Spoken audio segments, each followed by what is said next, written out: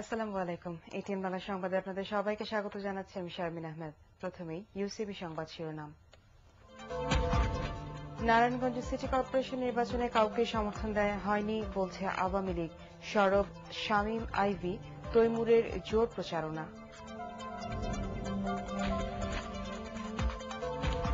তত্ত্বাবধায়ক সরকারের দাবিকে ভিন্ন খাতে নিতে বিভ্রান্তি ছড়াচ্ছে সরকার, মন্তব্য মির্জা ফখরুলের।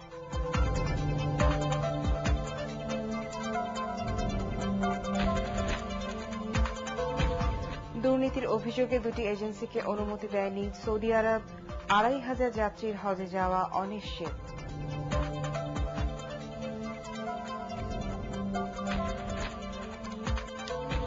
শীতের সবজি উঠতে শুরু করলেও গত ২ মাসে বেশিরভাগেরই দাম বেড়েছে দ্বিগুণের বেশি, অভিযোগ ক্রেতাদের।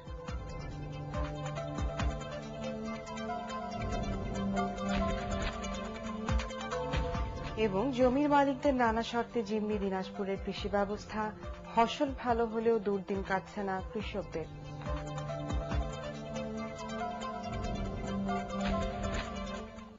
শুনছিলেন শিরোনাম, এবার পুরো খবর। নারায়ণগঞ্জ সিটি কর্পোরেশন নির্বাচনে শামীম ওসমান বা ডক্টর সেলিনা হায়াত আইভী কাউকেই সমর্থন দেওয়া হয়নি বলে জানিয়েছেন আওয়ামী লীগের ভারপ্রাপ্ত সাধারণ সম্পাদক মাহবুবুল আলম হানিফ। নারায়ণগঞ্জে গিয়ে দলের ৩ সাংগঠনিক সম্পাদক এক প্রার্থীর পক্ষে অবস্থান নেওয়ার পর এটিএন বাংলাকে তিনি কথা জানান। হানিফ মনে করেন ওই ৩ সাংগঠনিক সম্পাদকের সমর্থন ঘোষণা ব্যক্তিগত হতে পারে। শেখ নাজমুল হক সৈকতকে সাথে নিয়ে রিপোর্ট করছেন মানস ঘোষ।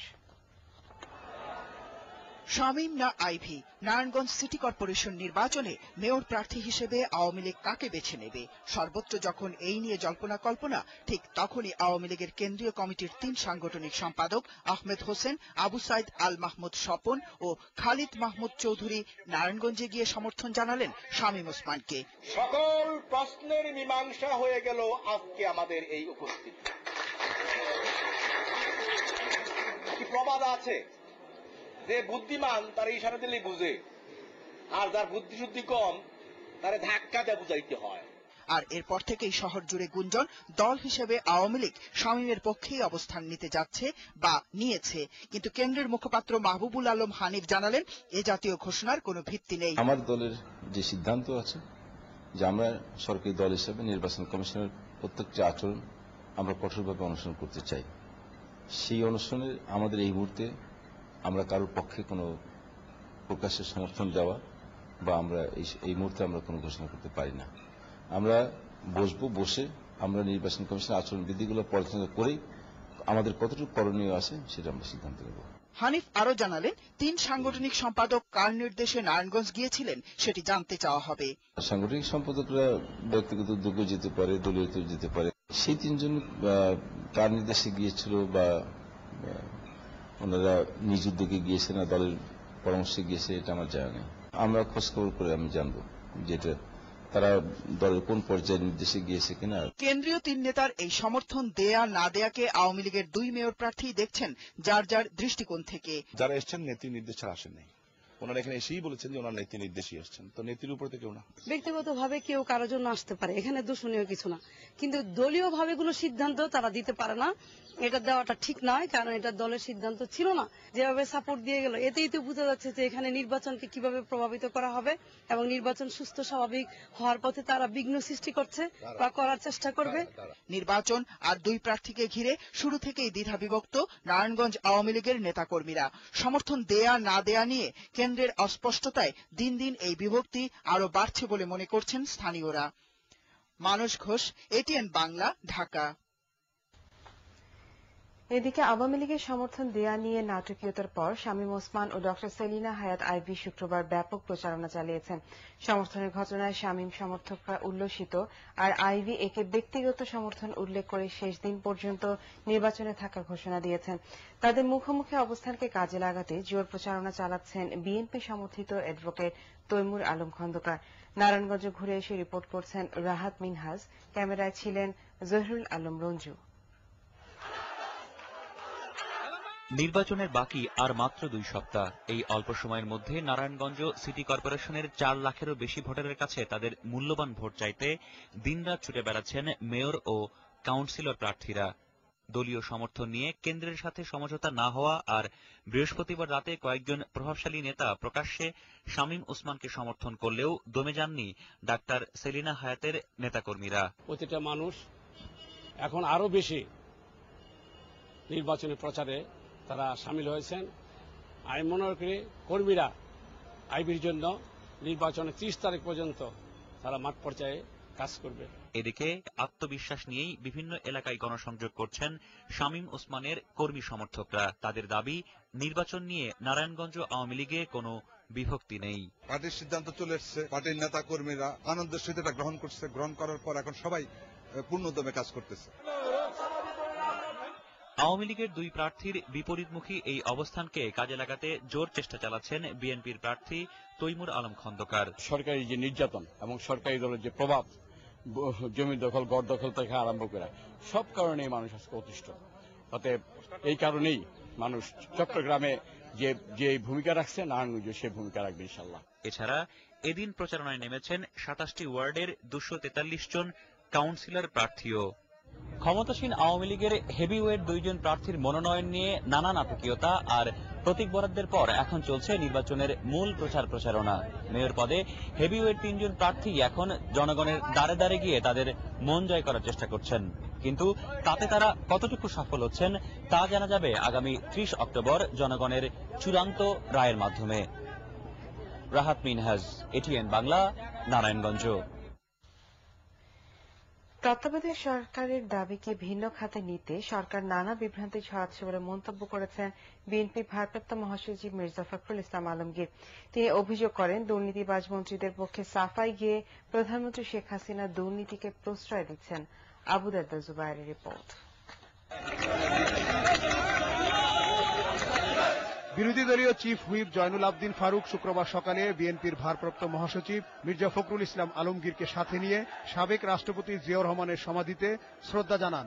সেখানে মির্জা ফখরুল সাংবাদিকদের বলেন, পদ্মা সেতুর দুর্নীতি নিয়ে বিশ্বব্যাংকের প্রতিবেদন প্রমাণ করে সরকারের মন্ত্রীরা দুর্নীতিতে কতটা নিমজ্জিত।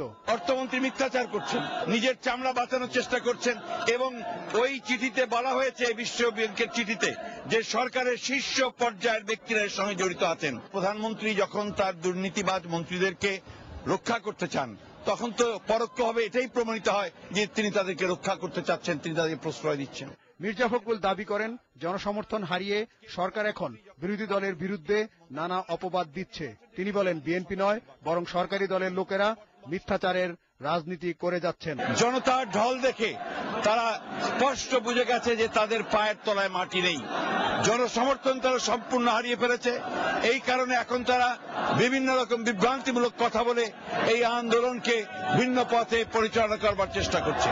এখন জনগণ চায় এই সরকার অবিলম্বে পদত্যাগ করুক এবং তত্ত্বাবধায়ক সরকারের অধীনে নির্বাচন দিয়ে জনগণের সরকার প্রতিষ্ঠা করুক। নারায়ণগঞ্জ সিটি কর্পোরেশন নির্বাচন নিয়ে প্রশ্ন করা হলে তিনি কোনো মন্তব্য করতে রাজি হননি। আবু দারদা জুবায়ের, এটিএন বাংলা, ঢাকা। হজ কার্যক্রমে অনিয়ম ও দুর্নীতির অভিযোগে নানা তদবিরের পরও শেষ মুহূর্তে দুটি এজেন্সিকে অনুমতি দেয়নি সৌদি আরব। এদিকে এজেন্সিগুলো হাজির বদলে হাজি যাওয়ার রিপ্লেসমেন্ট পদ্ধতির দাবি করলেও এ ব্যাপারে সরকারের অবস্থান এখনো অনড়। এ পরিস্থিতিতে প্রায় ২৫০০ যাত্রীর হজে যাওয়া অনিশ্চিত হয়ে পড়বে বলে মনে করছে এজেন্সিরা। নাদিরা কিরণের রিপোর্ট। গত বছরের হজ কার্যক্রমে অনিয়ম করার অভিযোগে সরকার বেশ কয়েকটি এজেন্সির বিরুদ্ধে কালো তালিকাভুক্ত, লাইসেন্স বাতিল ও আর্থিক দণ্ড সহ বিভিন্ন শাস্তিমূলক পদক্ষেপ নেয়। তারপরও এবছর হজ প্রস্তুতির শেষ মুহূর্তে অনিয়মের অভিযোগ এনে নতুন করে ৩৩টি হজ এজেন্সিকে অনুমতি দিতে অপারগতা জানায় সৌদি কর্তৃপক্ষ। তবে এসব এজেন্সির চুক্তি করা হজযাত্রীদের কথা ভেবে সরকারের নানা তদবিরের পর ৩১টি এজেন্সিকে অনুমতি দেয় সৌদি কর্তৃপক্ষ। আর দুটো এজেন্সিকে অনুমতি দেয়া হবে না বলে সাফ জানিয়ে দেন তারা। তবে এ দুটো এজেন্সির ৬০০ হজযাত্রীকে পাঠানোর বিকল্প ব্যবস্থা নেওয়া হচ্ছে বলে জানিয়েছেন হজ অফিসার। একটা বদরপুর ট্রাভেলস আর একটা ইয়ারল্যান্ড ট্রাভেলস অ্যান্ড ট্যুরস, এ দুটো এজেন্সি বিগত হজে অপরাধের মাত্রাটা এতই বেশি ছিল যে সৌদি কর্তৃপক্ষ তাদেরকে শেষ অবধি ছাড় দেননি। এখন এই দুটো এজেন্সি ৬০০ হজযাত্রীকে দুটো নতুন এজেন্সিতে প্রতিস্থাপন করে আমরা সৌদি আরব পাঠিয়ে দিব হজ করার জন্য। এদিকে নানা কারণ দেখিয়ে এবারও প্রায় ২৫০০ হজযাত্রীর বদলে অন্য হজযাত্রী নেয়ার দাবি করছে এজেন্সিগুলো। তবে হজ অফিসার জানান, সরকার নিয়মের বাইরে যাবে না। এজেন্টগুলো যখন টাকা জমা দেয় তখন XYZ নাম দিয়ে রিপ্লেসমেন্টের আশায় টাকা জমা দেয়, মূলত বাস্তবে এই লোকগুলো নেই। এখন বাজার থেকে এই যে কালেক্ট করে, যারা তাৎক্ষণিক সিদ্ধান্ত নেয় যে আজকেই আমি হজে যাব, তাদেরকে তারা রিপ্লেস করতে চায়। এখন সুষ্ঠুভাবে যদি আপনি করতে চান, কোন অবস্থাতে এলাও করা যাবে না। তবে এ অভিযোগ মানতে নারাজ বেসরকারি এজেন্সিগুলো। এটা আমার জানা মতে নাই। অনেক লোক আছে, সে অ্যাক্সিডেন্ট করলো বা স্ট্রোক করলো, সেই অবস্থায় সে যেতে পারলো না, তার সাথে আরো দেখা গেল 2টা মেহরাম মহিলা আছে, তো ও একজনের মেহরামের কারণে তো 2টা লোকও যেতে পারবে না। রিপ্লেসমেন্টটা যদি সরকার এটা কনসিডার না করে, ২৫০০ যেটা আছে এই লসটা সে কভার করতে করবে। এজেন্সিগুলো জানায়, রিপ্লেসমেন্ট পদ্ধতি চালুর দাবিতে প্রধানমন্ত্রীর দ্বারস্থ হবে তারা। নাদিরা কিরণ, ATN বাংলা, ঢাকা। বাজারে আসতে শুরু করেছে শীতের সবজি, তবে এসব সবজির দাম শুনে বেকায়দায় পড়তে হচ্ছে ক্রেতাদের। তাদের অভিযোগ, গত 2 মাসে বেশিরভাগ সবজির দাম বেড়েছে দ্বিগুণেরও বেশি। আর এর জন্য বিক্রেতাদের যথারীতি সবসময় অজুহাত তৈরিই থাকে, কিন্তু এসব যেন দেখার কেউ নেই। আরো জানাচ্ছেন মোর্শেদ আলম। মাস দুয়েক আগে রোজা, মহাসড়কগুলোর বেহাল দশা আর ঈদের অজুহাতে সবজি সহ কাঁচাবাজারের বেশিরভাগ জিনিসের দাম এক লাফে বেড়ে গিয়েছিল দ্বিগুণেরও বেশি।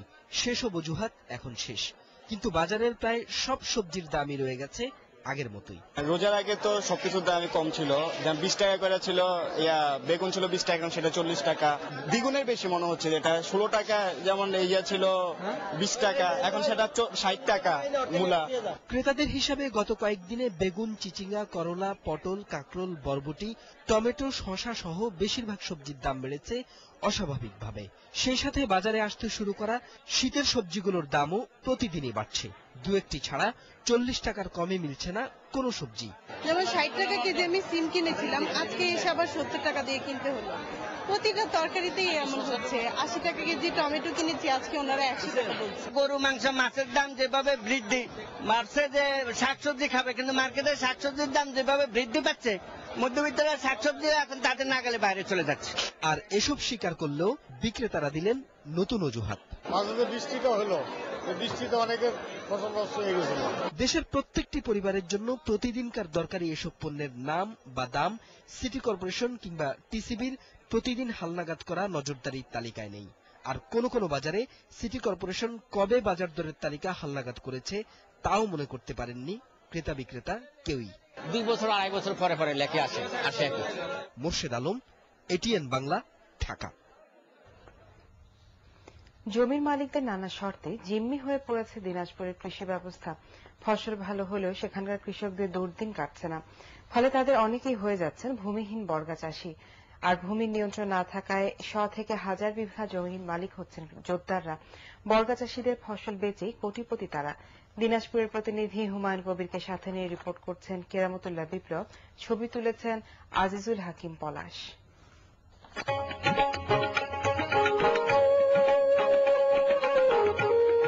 শস্য ভাণ্ডার উত্তরাঞ্চলে সবচেয়ে উর্বরা দিনাজপুর। ভর বছরই কোনো না কোনো ফসল থাকে এই এলাকার মাঠে খেতে। বৃহত্তর এ জেলায় 15 লাখ একরেরও বেশি জমিতে ফলে ধান, কিন্তু সচ্ছলতা, শান্তি নেই 90% কৃষকের মনে। বর্গা চাষীদের প্রায় সবারই এই দুরবস্থা। জমি মালিক বা জোতদারদের দাদন ও ফসলের ভাগ যোগান দিতে ভর বছরই চলতে হয় টানাটানিতে। ছেলেকে লেখাপড়া করতে পারে না, কোনো করতে পারে না, কি করতে পারে, কোনো পাশে একটা পুরোনো কাপড় কিনতে পারে না। বর্গায় জমি নিয়ে ভোগান্তিও কম নয় গ্রামের চাষীদের। ঝড়ঝঞ্ঝায় ক্ষতি হলেও ফসল ঠিকই তুলে দিতে হয় জমি মালিকের গোলায়, নয়তো ঋণের খাতায় উঠে থাকে সেই ফসলের দাম। 1 বিঘা জমি 25,000 টাকা খাজনা দেয় আমাদের। লেবারের দাম তো বেশি, 300 টাকা 250 টাকা লেবার। এই জন্য ওরা পোষায় উঠতে পারে না অনেক সময়। কৃষি জমির মালিকানায় আকাশ পাতাল বৈষম্য পিছিয়ে দিচ্ছে এই অঞ্চলের কৃষি উন্নয়নকেও। লোকসানের মুখে পড়ছেন জমি মালিকরাও।